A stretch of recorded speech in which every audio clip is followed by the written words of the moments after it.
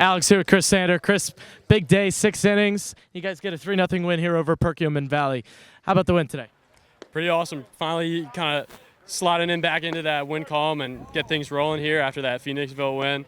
Definitely feels good going into a pretty big game against Boyertown on Wednesday. Yeah, what was the pressure like coming into this game, knowing what happened at this ballpark against that team last year? Yeah, I mean, it's an important win. We 100% need it if we want any shot at PACs or to keep going through districts. So every game from here on out is must win, especially that game. So definitely pretty good feeling.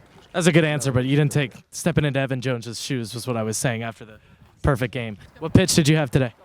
Everything was working. Curveball felt great. Fastball was on. They were swinging at everything. So yeah. Thanks so much, Chris. Yeah, definitely. Thank you, Alex. You had Chris Sander on the mound, and Aiden closed it out. How about your pitching staff today? Could have used a couple of those runs last year. For somebody in particular. No, Sander's been great this year. He's always had the stuff, and he's just put it together as far as the strike thrown and the command this year. So super happy for him because he's pitched well a couple games this year, and we didn't really support him defensively or offensively. So put it all together, 6 shutout innings, and then the young freshie just taking care of business, 1, 2, 3 in the 7th. So Coach Spiewak lives to fight another day. And speaking of which, got a big game on Wednesday night against Boyertown. How do you worry about taking care of your business as opposed to what else is going on in the pack?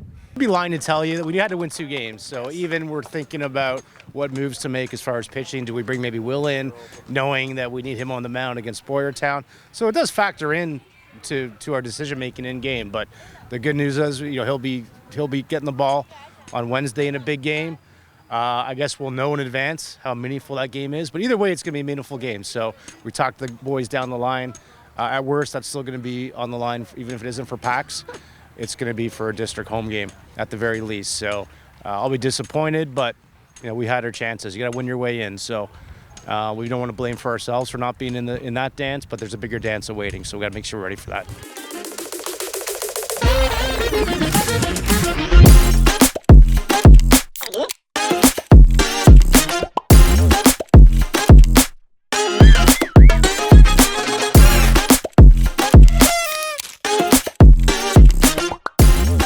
I'm Alex along with Reagan and Avery after a big win here against Perkiomen Valley.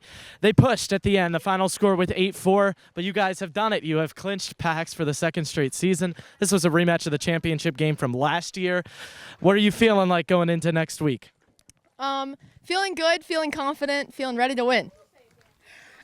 I'm feeling really excited. I think that this win was really big, especially since we lost the first game to them. It was almost like a payback game.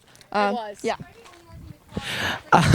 2 runs scored for Reagan, 1 for Avery, and again, you scored 8 on the board here today. What can you say about the offense?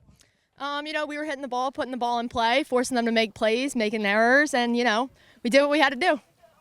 Yeah, I think key thing was putting bat on ball. The first game we struggled a lot with that, but we got on top of a lot of. There was very few that we were under, and even if they were, it was almost like an RBI, so it was good. We had a really good pregame speech. From? Brogan herself, obviously. And? Our lovely captains. Well, what did she say? You know what I mean? She said that we got to leave it all out on the field, and we got to give it our all, keep our intensity up, and that's exactly what we did. Thank you so much, girls. You're welcome. Thank you, Alex.